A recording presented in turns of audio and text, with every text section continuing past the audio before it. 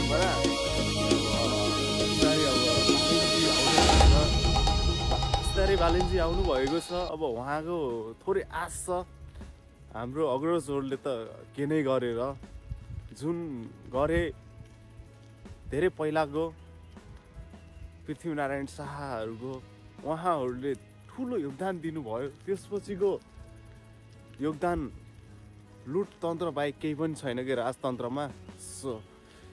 अब नेपाल चाँडै यस्तो विकास सम्पन्न मुलुक देश प्लस हामी पनि सम्पन्न चाँडै बन्नुपर्छ र अर्काको देशमा कति गुलामी बन्नु होइन। आफ्नै देशमा केही रोजगारको सिर्जना होस्, एउटा केही बिजनेस गर्नलाई त्यो सिर्जना होस् चाँडै। बालेन्जीले पक्कै पनि गर्नुहुन्छ भन्ने भरपुर आश भोगेको छु।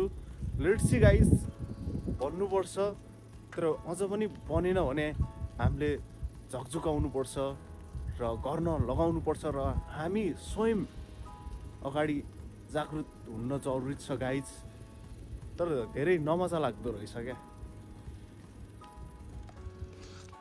संसारभरिमा